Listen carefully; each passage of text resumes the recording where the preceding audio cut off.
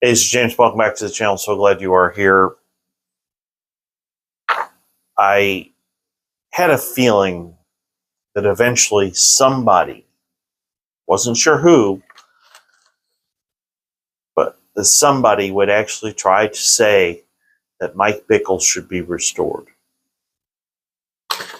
This is absurd. And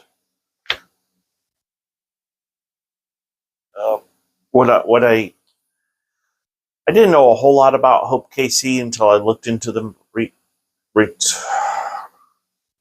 My light's acting up again. Hold on a second. That's better. That Mike Bickle's sister and brother-in-law run Hope KC, and I appreciate the fact that they reach out to homeless people. I appreciate the fact that they welcome people who are homeless, people that are struggling with addiction, into their prayer room. During the day, I help and work with people who are struggling with addiction. So I get it, But when she says that Mike Bickle should be restored, so I want to go through this article quickly because I really want to respond to this. Obviously, with IHOP KC, I was there for 2 years. I'm more familiar with this situation than almost all of them. It says here, nearly 2 years have passed since Mike Bickle, founder of the International House of Prayer in Kansas City, was slammed with a stunning series of essay allegations that brought down his ministry. So this is the part I want to. This is what she had to say. She said, "There's been a narrative that has been surrounded Mike's situation." She said this narrative is a false narrative, referring to the sister. The Lord is retrieving this narrative right now concerning Mike Bickle. This is the most integrity-filled, righteous man that we know. She was speaking on God's behalf at Hope City, a prayer ministry led by Stribling and her husband, Ray. She was referring to an independent investigation published on February 3rd that found Mike Bickle had groomed and essayed at least 17 women, including some that were minors at the time. 17. This is a pattern of mistreatment. This is a pattern of incredibly bad behavior. This prophecy was not from God. Period. Let's just, no mincing words, no sugarcoating anything. That prophecy was not from God. Deborah Perkins, an alleged victim of Mike Bickle, started about 25 years ago when he founded IHOP KC, told the Royce Report she felt a flood of reactions to Stribling's message. I felt initial incredulity, I can't even pronounce that word, incredulity at the brazen use of God's name and the marring of prophetic utterance, she told the Royce Report. Tammy Woods, who was 14 when she alleges that Mike Bickle first mistreated her, told the Royce Report, I felt anger at my personal testimony and those victims and the anguish experienced in bringing them forth being diminished as exotic trash. She noted that Stribling likely meant to say erotic rather than exotic in her message. Woods, who remains involved in Christian ministry in Michigan with her husband, added, I felt sadness at the deep delusion being exposed at the potential it has for further great harm to God's people. Elizabeth Herder, former longtime IHOP KC staff member turned whistleblower, said Lisa's words were patently blasphemous. She told her listeners when she was speaking for God and proceeded to ramble profoundly unbiblical ideas. The Advocate Group come out against it. The Advocate Group referred to this is cover-up culture. He said, Hope City, a prayer room, community center, and church in Kansas City, Missouri, sought to uphold Mike Bickle's past reputation as a Bible teacher and a prophet. A post by the Advocate Group mentions that this as a aside stating, Miss Stribling's statement likely stems from deep personal pain and desire to defend her family's honor. We extend grace and understanding as she navigates this difficult situation. See, that makes more sense. I mean, she's not just running a prayer room, but that was her brother.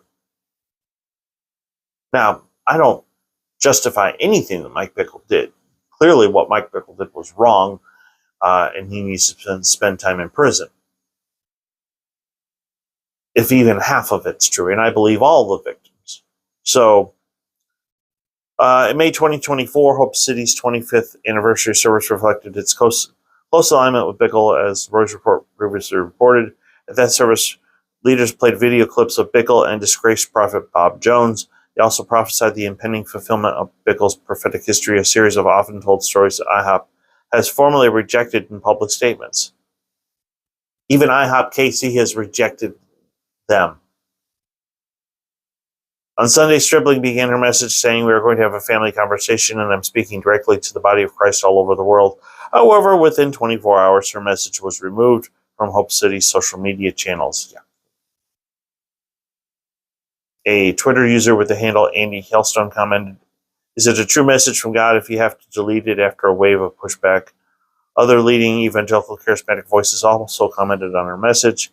Ron Cantor of Messiah Mandate stated that he rejects Stripling's supposed prophetic word. The Bible tells us to test prophecy, Cantor wrote. At no point does Lisa Bickles say she is submitting this to the church to be tested. Instead, with an offended tone, she is rebuking the church for seeking to hold her brother accountable for sin, and that allegedly against minors. So, and then Mike Winger took a stand on this and said, "This is cover-up culture. This is disgusting on every level. Yet, please note that she bases all of this on her being a prophetess and speaking for God. Bickle has long abused prophecy for his own purposes, and what we have here is more of that from his sister." And then even Lee Cummings, senior leader of Radiant Church in Kansas City, called her message a cultish propaganda, an exact opposite of a word from the Lord. A local minister addressed part of this with his ex-post directly to Stripling, writing, "Lisa, if nothing else disqualifies you from ministry leadership, this message does. You're re-injuring victims and excusing disgusting sin. Mike Bickle is a false teacher and prophet." So I'm just going to stop there.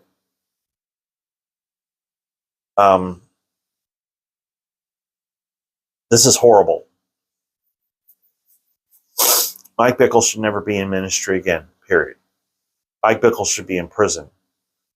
Mike Bickle mistreated 17 known victims. 17. And we need to pray that him and Joe Campbell, who is 5, we're not going to forget those folks. We're not going to forget Phaedra and her friends. These men used their position of power to mistreat women and do whatever they wanted. That's not what ministry is about. I want to pull up something. I know we've covered this in the past, but I think it's good. In John 13, Jesus washes the feet of the disciples in the upper room. And then after he's done, in verse 12, he says this, "Do you understand what I have done for you? You call me teacher and Lord and do so correctly, for that is what I am. If I then, your Lord and teacher, have washed your feet, you too ought to wash one another's feet. For I have given you example. You should do just as I have done for you. I tell you the solemn truth, the slave is not greater than the master, nor is the one who is sent as a messenger greater than the one who sent him. If you understand these things, you will be blessed if you do them." You know how I knew Mike Bickle was a false teacher? And I'll say the same thing about Isaac Bennett. False teachers. How do I know? Because when they did church at Forerunner Church, when they had a separate building and they had worship services on Sundays, at the end of the service, when people came forward for prayer, where was Mike Bickle? Where was Isaac Bennett? They snuck off to the back and they would wait for everybody to leave and then they would come out.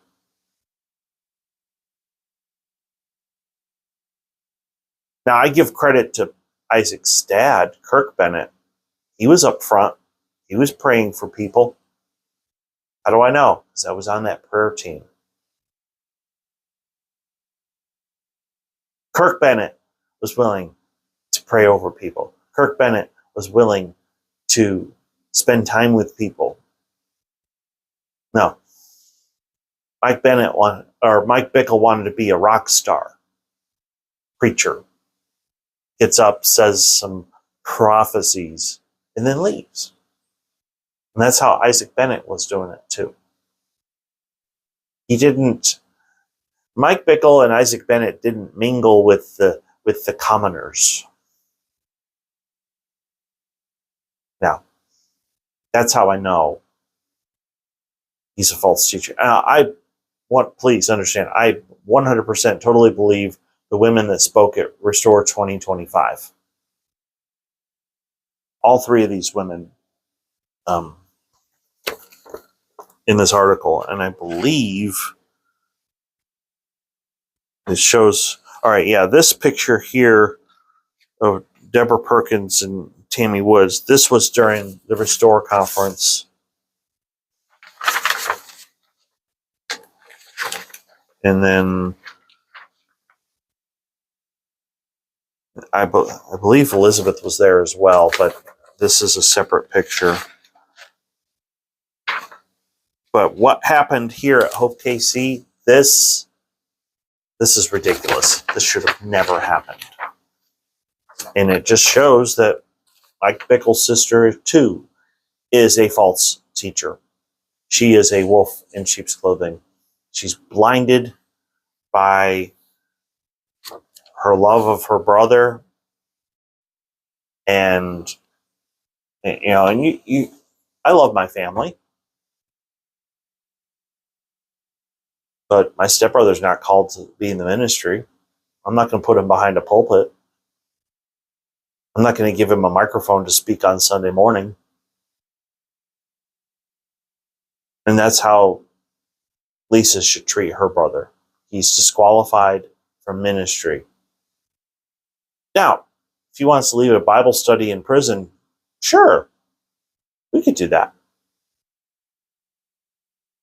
But Mike Bickle shouldn't be walking around in public ever again. So, anyway, I think we should pray for Hope KC. And before we do that, if you are new, please hit like and subscribe. I do want to thank everybody. I want to thank every single person that is a subscriber. We haven't grown a lot recently, but that's okay. I think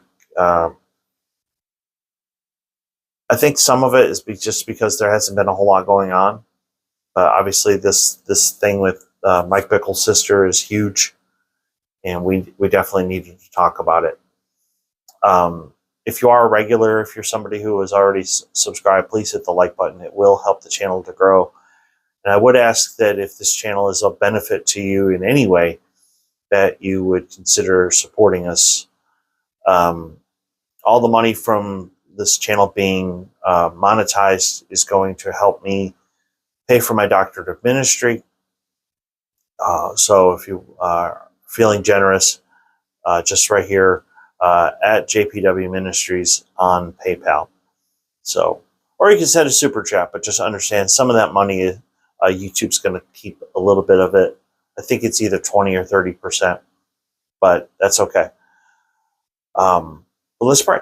God, thank you so much for all that you do in our lives. I pray for everybody at Hope KC that they will realize that this is They do not need to support Mike Bickle in any way. That I pray, God, that Mike Bickle will see justice one day, and that he will be in a courtroom being held accountable for his actions. I pray, God, for the same for Joe Campbell. Please bring justice to those 5 women who were hurt by him in the past. And Lord, I pray for Laura Lynn and all of my fellow YouTubers who are out there speaking the truth and exposing wolves in sheep's clothing. God, please bless her and Pastor Ray and Robin on Megamaniacs and